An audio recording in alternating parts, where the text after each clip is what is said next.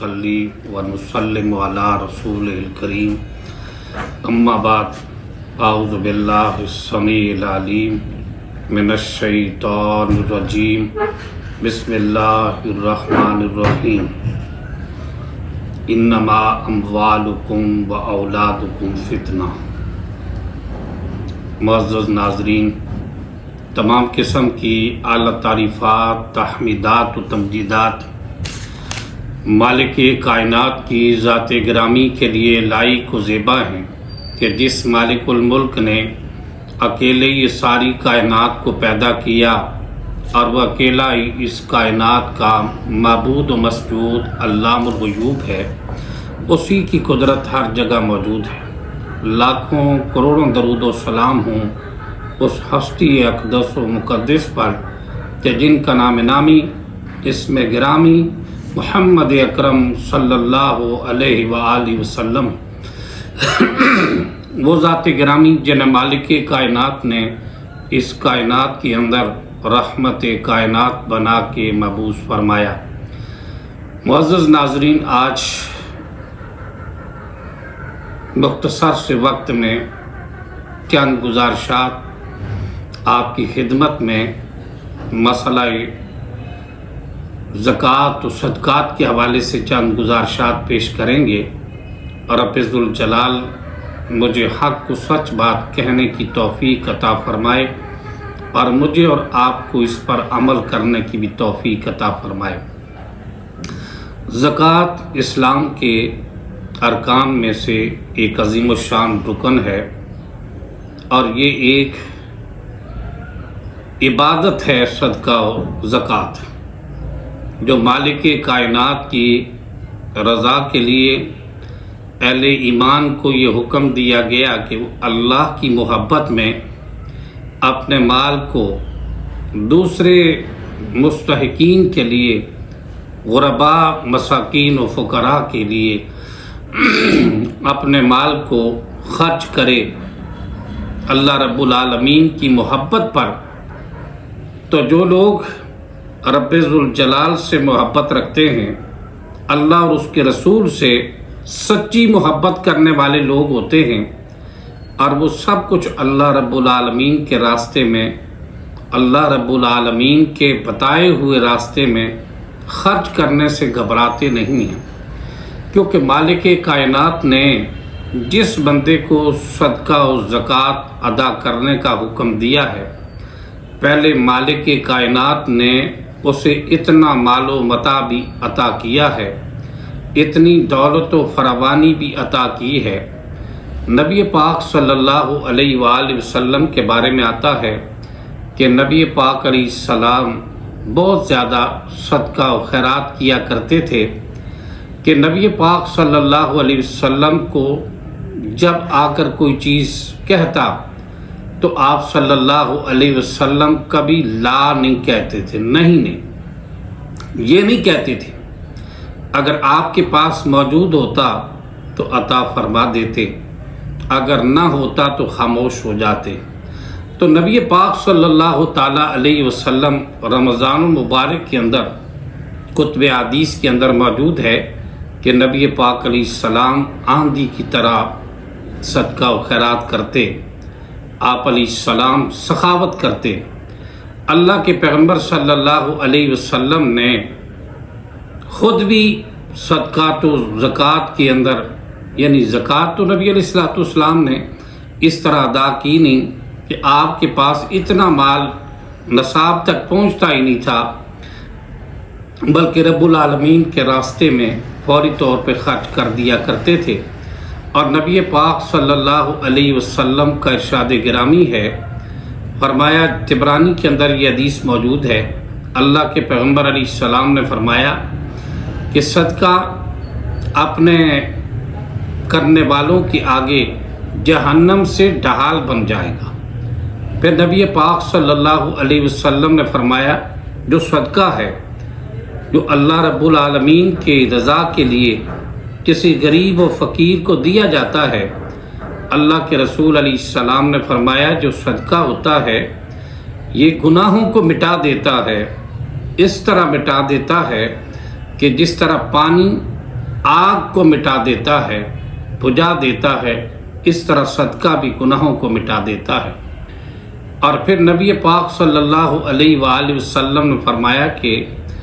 صدقہ کرنے والوں پر وہ صدقہ قیامت کے دن سایہ بن جائے گا۔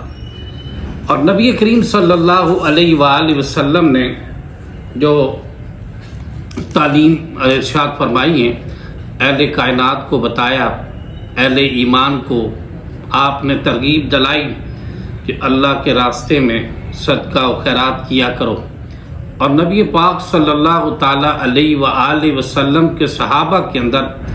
ایک صدقہ و خیرات کرنے کا ایک عظیم و شان جذبہ موجود تھا، اور دوسرے کے لیے ہمدردی اور اظہار کا ایک جذبہ موجود تھا صحابہ کرام کے اندر۔ حدیث پاک کے اندر آتا ہے، غزوہ یرموک کے موقع پر اپنی ذات پر دوسروں کو ترجیح دیتے تھے۔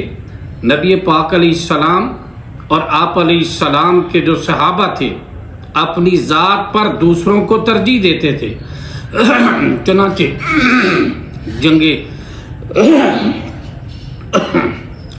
جنگ یرموک کے اندر نبی پاک صلی اللہ علیہ وسلم کے 3 صحابی ہیں، قریب میدان کارزار کے اندر زخموں کی حالت میں، زخمی حالت میں، زخموں سے چور دو کی شدت کے اندر وہ پڑے ہوئے زندگی کی آخری سانسیں لے رہے تھے۔ ایک مسلمان آگے بڑھا ان کو پانی پلانے کے لیے، اور وہ پانی لے کر آگے بڑھا اور اس نے پہلے شخص کو جا کر پانی پیش کیا۔ زخمی حالت میں رسول کے صحابی نے کہا پہلے اس کو پلا دو، دوسرے کی طرف اشارہ کیا کہ پہلے اس کو پلاؤ۔ جب وہ اس کے پاس گیا تو اس نے اگلے کی طرف اشارہ کیا کہ پہلے اس کو پلا دو، کوئی بات نہیں۔ اور وہ جو تیسرے سے ہو کر جب وہ پہلے کے پاس گیا تو وہ دار فانی سے رخصت ہو چکا تھا،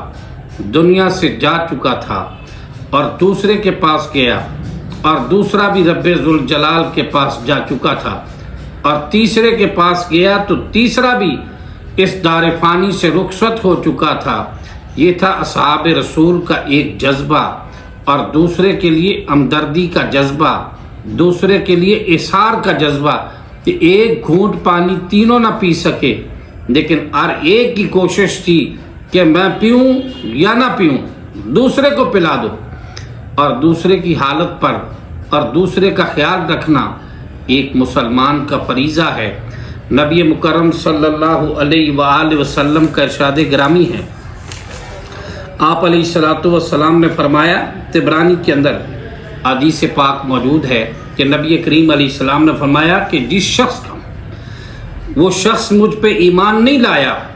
وہ اہل ایمان نہیں، یعنی مطلب یہ وہ مجھ پر ایمان نہیں لایا، اس نے مجھے رسول نہیں مانا۔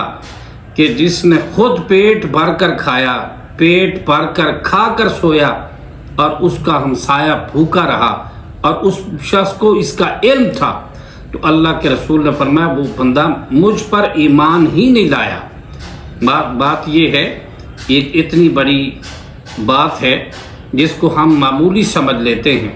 نبی کریم صلی اللہ تعالیٰ علیہ وآلہ وسلم کے صحابہ خود بھوکے رہ کے بھی دوسرے کو کھلانے کا جذبہ رکھتے تھے، لیکن ہمارے پاس وہ جذبات کہاں؟ مستدرک حاکم کے اندر حدیث مبارکہ ہے، نبی پاک صلی اللہ علیہ وسلم کے ایک صحابی کو کسی نے صدقے کی سری بھیجی صدقے کی، اور وہ سری لے کر جب اس شخص کو دے دی گئی، اور اس کے دل میں خیال آیا کہ شاید میرے بچے کبھی پھر کھا لیتے ہیں، شاید کہ فلاں بندہ مجھ سے زیادہ ضرورت مند ہے، اس اللہ کے پیغمبر علیہ السلام کے اس جانثار نے، حالانکہ وہ غریب تھے ابھی تھا، اور دینے والے نے اسے جان کر غریب سمجھ کر صدقہ کیا۔ آج تو ہمارے معاشرے کے اندر جاہل پیروں نے، جاہل صوفیوں نے، ان جہلا نے، ان جادوگر بے ایمانوں نے لوگوں کے اندر ایک جہالت پھیلا دی ہے کہ کیا کریں، فلاں چورستے کے اوپر جا کر جناب سری کو پھینک دیا جائے یہ صدقہ ہے، یہ سب جہالت کی باتیں ہیں۔ صدقہ و خیرات اگر سری بھی اللہ کے راستے میں آپ نے صدقہ کرنی ہے تو کسی غریب کو دیں، اور پھر کالی سری تلاش کرتے رہیں گے۔ ان عقل کے اندھوں کو یہ نہیں پتہ چلتا بھی کالی سری کیوں ہے۔ یہ تمہیں کس نے بتایا کہ وہ کالی سری، کالے چنے، کالے ماش، کالی ماتا، یہ کیا بات ہے؟ یہ ایسی بات نہیں ہے، کسی بھی رنگ کی ہو۔ اگر سری صدقے کے طور پر دینی ہے تو کسی ضرورت مند، کسی غریب و فقیر کو دینی چاہیے تاکہ اس کے کام آئے، نہ کہ راستے کے اندر پھینک کر اور بدبو کو پھیلائے اور مال کو ضائع کرے اور وہ کسی کے کام بھی نہ آئے۔ رب ذوالجلال نے قرآن پاک میں فرمایا انما الصدقات للفقراء والمساکین، یہ صدقے جو ہیں، یہ صدقات جو ہیں، یہ فقراء اور مساکین کے لیے ہیں۔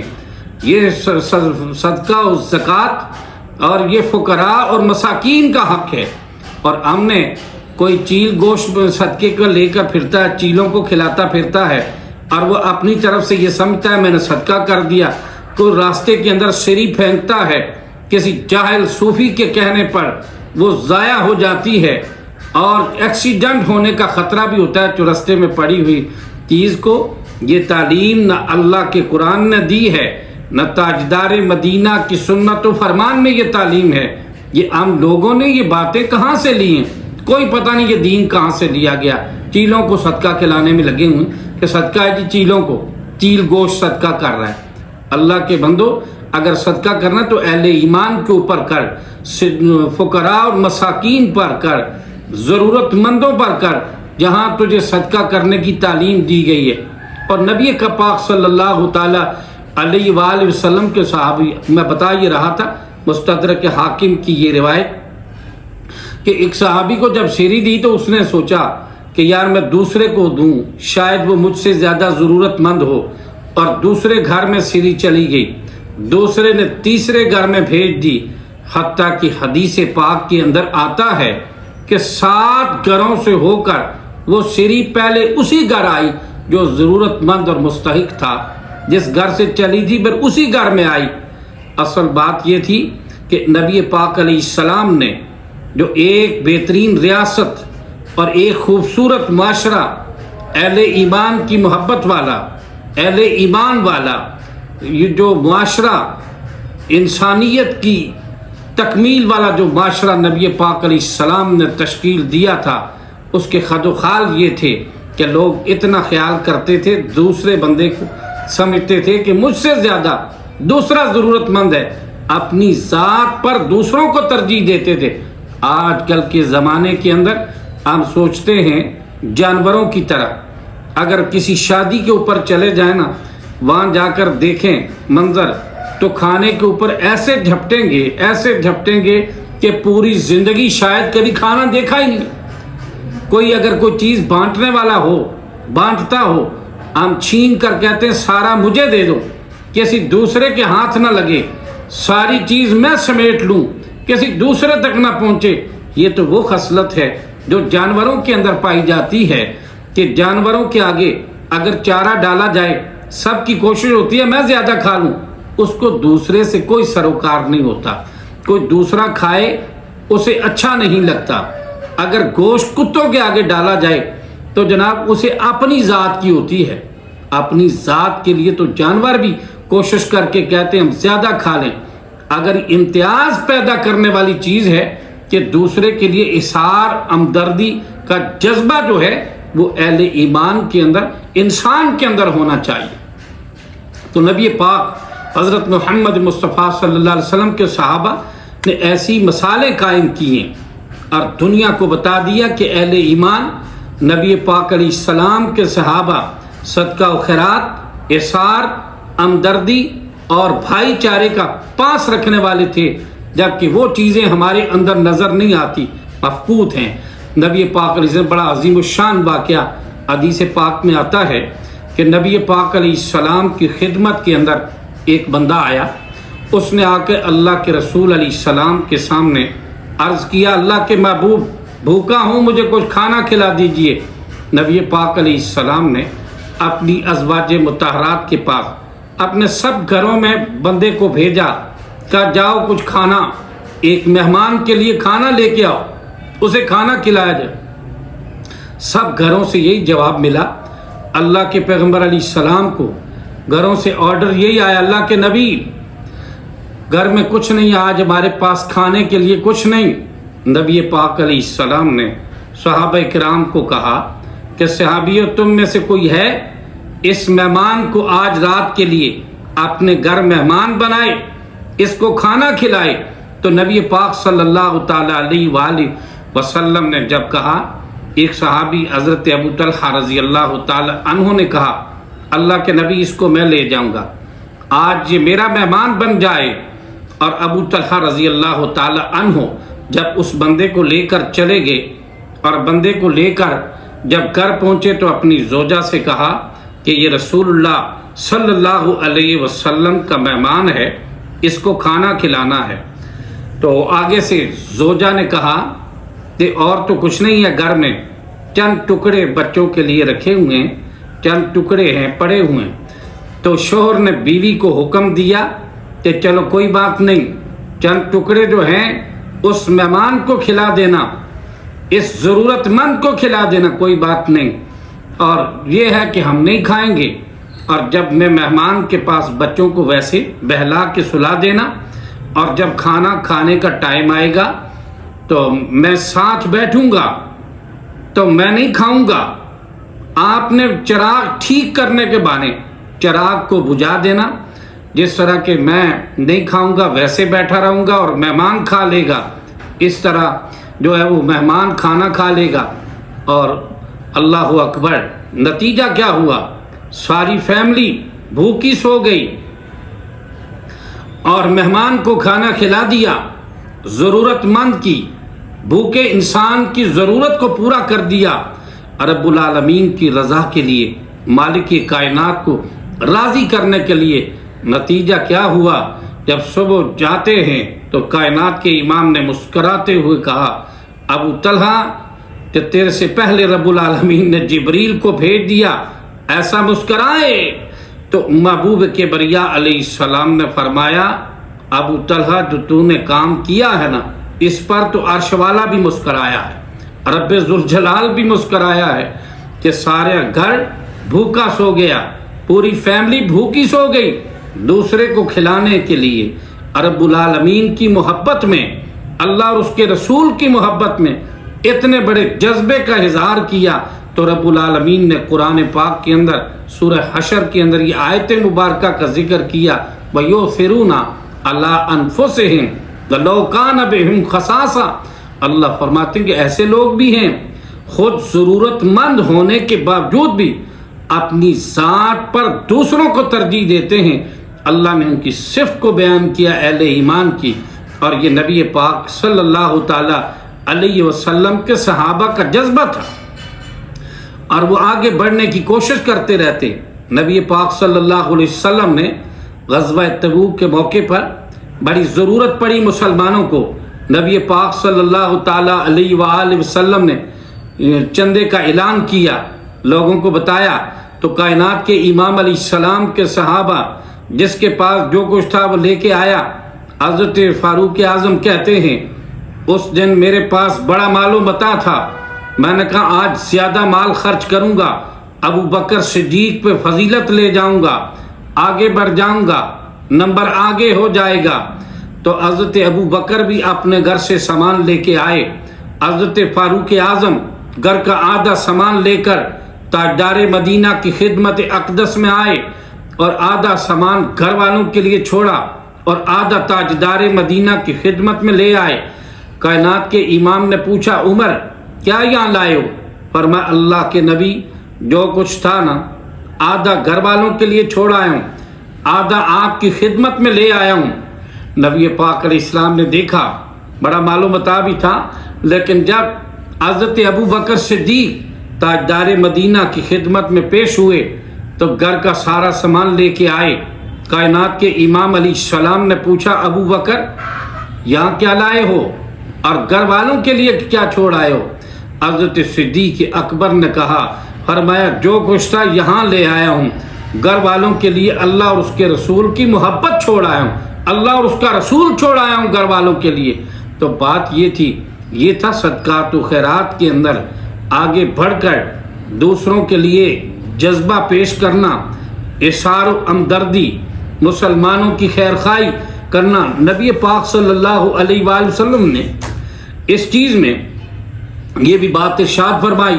اللہ کے رسول نے فرمایا یہ جو مال اور یہ اولاد، قرآن کہتا ہے، اللہ رب العالمین فرماتے انما اموالکم و اولادکم فتنہ، فرمایا یہ مال اور جو اللہ رب العالمین فرماتے ہیں یہ مال اور یہ اولاد یہ تمہارے لیے آزمائش ہے۔ پھر نبی پاک صلی اللہ علیہ وسلم کا ارشاد گرامی ہے، جامع ترمذی کے اندر یہ حدیث مبارکہ ہے، کونین کے تاجدار علیہ السلام نے فرمایا ہر امت کی ایک آزمائش ہے، فرمایا میری امت کی آزمائش جو مال ہے، میری امت کی آزمائش جو ہے وہ مال ہے۔ اس لیے ہمیں مال کے اندر بری طرح گرفتار نہیں ہونا چاہیے، مال کی محبت میں آ کر، کیونکہ جب مال کی محبت میں بندہ آ جاتا ہے تو مال کی محبت کا نتیجہ کیا ہوتا ہے، وہ انسان کے اندر یہ چیزیں سنگ دلی پیدا کر دیتی ہیں، مال کی محبت ہوس پیدا کر دیتی ہے کہ مال و متاع کی خاطر بندہ سب کچھ کہتا ہے کہ مجھے مال ملنا چاہیے، میرے پاس کچھ ہو یا نہ ہو، میرے پاس مال و متاع ہونا چاہیے، ساری دنیا کا مال میرے پاس اکٹھا ہونا چاہیے اور مجھے مال مل جائے۔ لیکن اس طرح کی عادات انسان کے اندر نہیں ہونی چاہیے، بلکہ اسے یہ یاد رکھنا چاہیے اہل ایمان کو، مسلمان کو، کہ یہ دنیا کا مال و متاع جو ہے یہ سارے کا سارا ادھر ہی رہ جائے گا۔ کونین کے تاجدار علیہ السلام نے فرمایا جب جنازہ قبرستان کی طرف جاتا ہے تو 3 چیزیں ساتھ جاتی ہیں، مال، آل و عیال اور نیک اعمال، اور 2 چیزیں واپس ہو جاتی ہیں اور اس کے ساتھ جانے والے اس کے نیک اعمال ہی ہوتے ہیں۔ اور جو بندہ مال کرتا رہتا ہے، صحیح مسلم کے اندر یہ حدیث پاک ہے، اللہ کے پیغمبر علیہ السلام نے فرمایا جب بندہ کہتا رہتا ہے میرا مال میرا مال میرا مال، فرمایا کہ مال تو بندے کا 3 قسم کا مال ہے، حدیث پاک کے اندر آتا ہے کہ مال بندے کا 3 قسم کا مال ہوتا ہے، جو مال جو اس نے کھا لیا اور ہضم کر لیا اور جو پہن لیا اور بسیدہ کر لیا اور جو اللہ کے راستے میں صدقہ کیا وہ ذخیرہ کر دیا، باقی چوتھا مال تو تیرا ہے ہی نہیں، اگلا مال تو لوگوں کا ہے۔ تو یہ بات یاد رکھیں، صحیح مسلم کی حدیث سنا رہا تھا کہ نبی پاک صلی اللہ علیہ وسلم کا ارشاد گرامی ہے، فرمایا کہ جب بندہ جو مال کی زکوٰۃ ادا نہیں کرتا تو قیامت کے دن وہ مال اس کے اوپر گنجے سانپ کی صورت میں مسلط کر دیا جائے گا، انتہائی زہریلا، اور وہ بار بار اس مالک کو ڈھستا رہے گا جس نے زکوٰۃ ادا نہ کی، اللہ کے راستے میں اس سے خرچ نہ کیا، بار بار اسے ڈھسے گا اور پھر اس کی جان نہیں چھوڑے گا، وہ کہے گا انا مالک انا کنزک انا مالک، میں تیرا خزانہ ہوں، میں تیرا مال ہوں۔ وہ بار بار اسے ڈھسے گا، اور جس مال کی زکوٰۃ ادا نہ کی، جن جانوروں کی زکوٰۃ اس نے ادا نہ کی، اللہ کے پیغمبر علیہ السلام نے فرمایا قیامت کے دن 50,000 سال تک اسے اپنے سینگوں سے وہ جانور مارتے رہیں گے اور اسے اپنے پاؤں کے نیچے رونگتے رہیں گے۔ رب العالمین قرآن پاک کے اندر فرماتے ہیں، اللہ فرماتے ہیں والذین، سورہ توبہ کے اندر، والذین یکنزون الذھب والفضہ ولا ينفقونها فی سبیل اللہ فبشرهم بعذاب علیم یوم یحمى علیہ فی نار جہنم فتکوی بها جباہهم وجنوبهم وظہورهم۔ اللہ اکبر، فرمایا کہ وہ جو لوگ سونے اور چاندی کے ذخائر اور خزانے جمع کر کے رکھتے ہیں اور اس میں سے اللہ کے راستے میں خرچ نہیں کرتے، مالک کائنات فرماتے ہیں اس مال و متاع کو، ان سونے اور چاندی کے جو ذخائر ہیں اور جو خزانے ہیں ان کو جہنم کی آگ پر جو دنیا کی آگ سے 70 درجے زیادہ گرم ہے اس کے اوپر گرم کیا جائے گا، اور ان کی پیشانیوں کو داغا جائے گا، ان کی پیٹھوں کو داغا جائے گا، ان کے چہروں کو داغا جائے گا، ان کے پہلوؤں کو داغا جائے گا، اور کہا جائے گا یہ وہ خزانہ ہے جو تم نے اپنے لیے اکٹھا کر کے جسے رکھتے تھے، اس لیے کہ دنیا کا مال و متاع بندہ چھوڑ کے چلا جائے گا۔ اس لیے مال سے اتنی زیادہ محبت نہیں ہونی چاہیے، اتنا زیادہ مال کی محبت میں انسان کو اندھا نہیں ہونا چاہیے، مال کی محبت میں بندے کو بری طرح گرفتار نہیں ہونا چاہیے، مال کی محبت میں آ کر یا مال کی فراوانی